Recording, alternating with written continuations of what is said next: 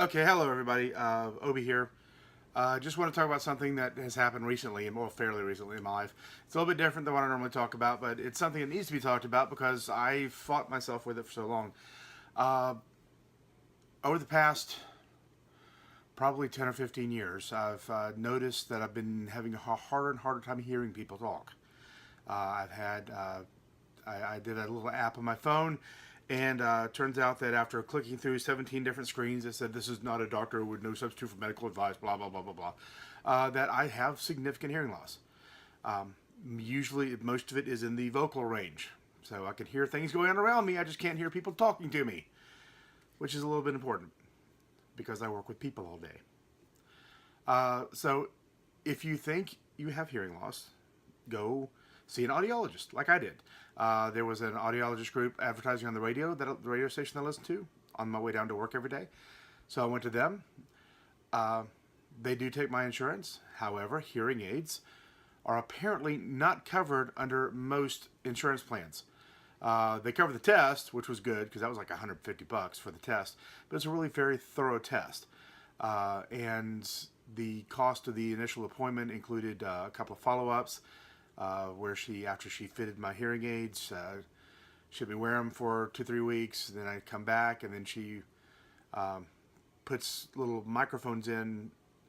She puts little microphones in my ears. Then she puts the hearing aids in my ears to make sure that they're functioning properly and not just relying on her readouts.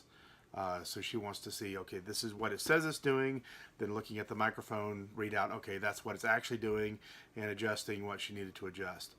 I will tell you that they have been a godsend. I can hear so much better now. I didn't realize how bad it was.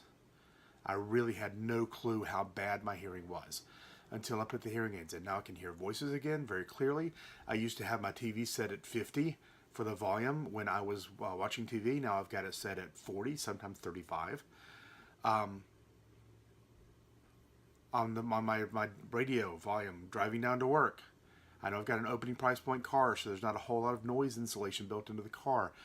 But rather than having stuff at 15, now I've got it like 8 or 9, the volume setting. I can just hear so much better now. So if you think you need hearing aids, then go see an audiologist. Get tested. It's really, really easy to maintain them once you get them. They are a little bit expensive because of where I normally work. Not talking about the homestead kind of project they've got going here, but my real job, I work in a big box retail store, so I had to have the high end system that it's a 10 channel, I think 10 channel amplification that selects 10 discrete bands and amplifies only those 10 discrete bands, so I don't hear the air conditioners go in my ears all the time. I don't hear buggies in my ears all the time. I still get ambient noise. It's not like a cochlear implant where this stuff destroyed my residual hearing. It only amplifies those 10 channels where I was having the most problems. And it has been incredible. So it's time for monthly maintenance. And yes, that's something you have to do. It takes about 5 or 10 minutes depending on what you do. So I'm going to go ahead and do that now for you right there, while out on YouTube land, while I'm videoing it. So you can see that it's not that big a hassle. This is not your grandmother's hearing aid. I'm wearing them now and you can't see them, can you? No. Oh no, you're wearing hearing aids, yet you can't see them. They're over-the-ear hearing aids. They're not deep in the canal hearing aids. These are over-the-ear hearing aids. Again, they're the higher-end ones with the 10 channel, but that's just a software thing. That is not a hardware thing. They're all about this size now. They're not like the huge ones that my grandmother wore that you could see from a mile and a half away.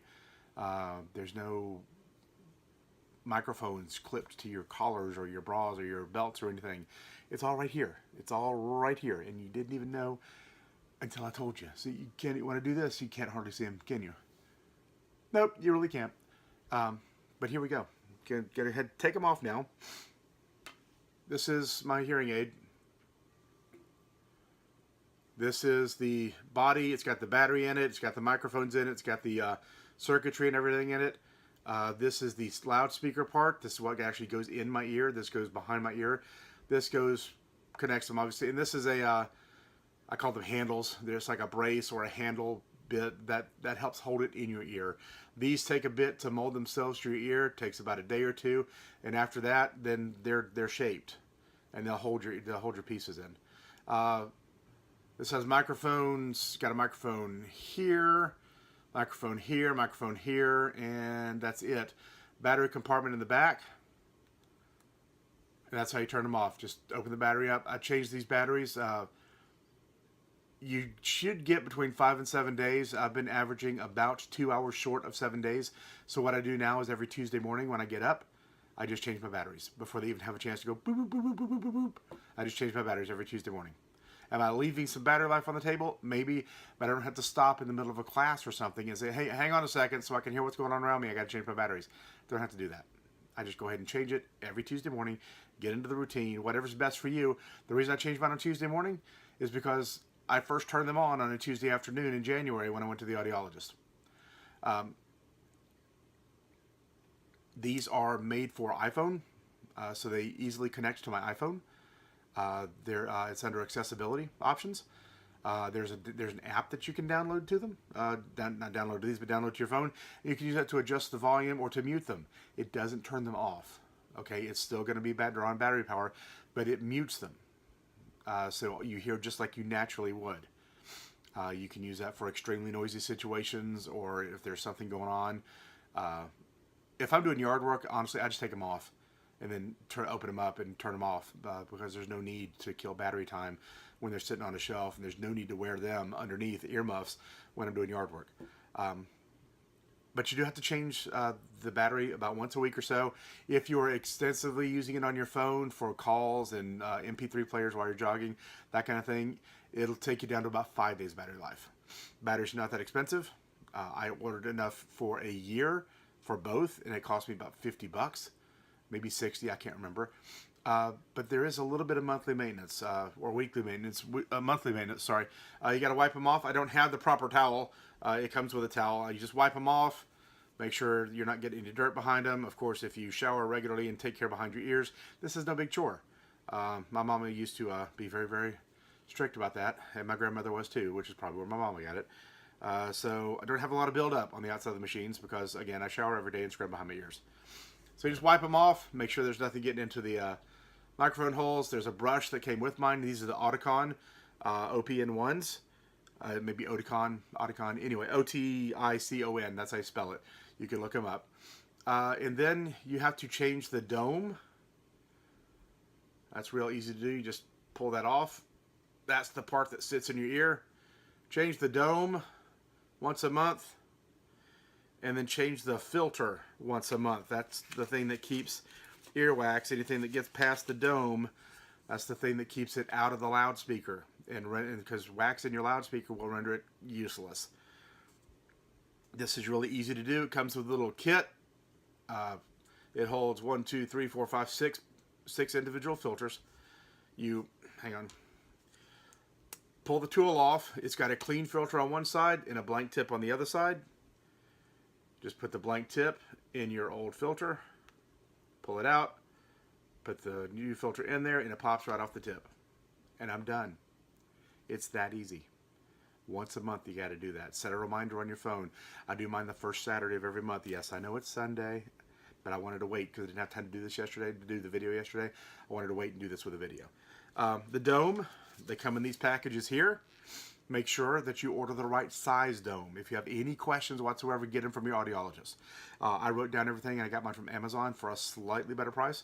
But again, your audiologist wants to help you. They want to take care of you. They do have to make a little bit of money to stay in business, but they're going to make most of that money off of exams.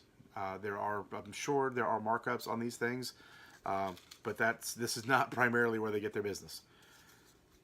So you just open up the little thing it comes in, pop the dome out into your hand like that, put it on. You have to be a little bit mean to it to make sure it seats, but you're not going to hurt your loudspeaker. And there you go. I'm done. This is my left one. I know that because it's not red. The right one is red. That is a standard audio thing, red right. They start with the same letter for a reason. and I'll do the other one real quick, the right one. You can see it's right because it's red, and as soon as I get this nasty dome off of it, I'll show you what I'm talking about with the red color. So wiping off my outside, take off my old dome, change out my filter tip. So I get it in there like that, do that. Oops. Well, that's not coming out. Well, hashtag awkward.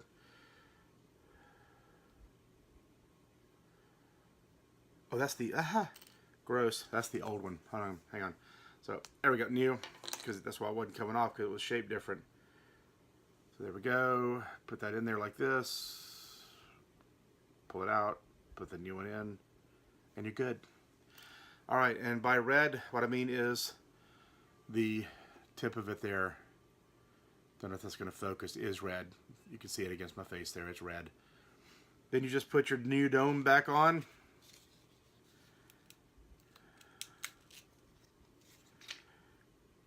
And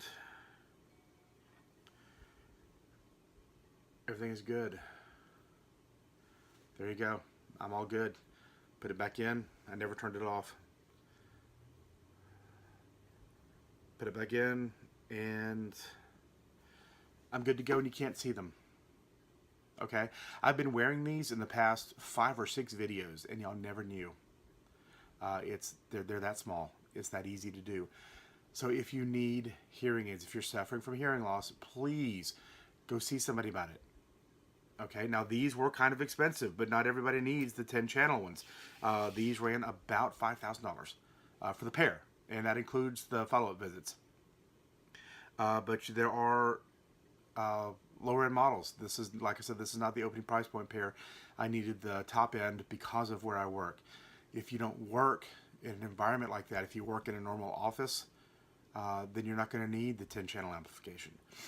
If you are a driver or something, you're probably not going to need the 10-channel amplification.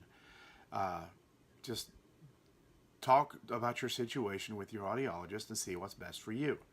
There are many, many different styles. There are in-the-ear styles. Those weren't going to work for me. There was a really nice one that you can shower with. It's so deep in the ear canal that you can actually take a shower with it because it never gets wet. But it's only 3-channel amplification, and they cost about $30,000 a year for a pair because you got to change them every 3 months. You can't change the batteries. You got to send them back to the factory to change the battery because they're that they're that small a tolerance, and it takes an audiologist to put them in and take them out so you don't make yourself deaf by puncturing your eardrum. A quick note on my particular hearing loss. My particular hearing loss is in the cochlea. I have got, from what you can tell, it appears that there is damage to the hairs in the cochlea. So my hearing is not ever going to get any better. At most, if it changes, it's going to get worse. A lot worse. It's not like there was a pressure buildup or a liquid buildup somewhere that she could alleviate and all better. No, mine is permanent, irrevocable hearing loss. Don't know what it's from. The hearing loss does run in my family genetically a little bit, so I've got a propensity for it. Also, I was in marching band for 4 years in high school, and I always, depending on where we were, if we were in the stands, I was right in front of the brass, right in front of the trumpets.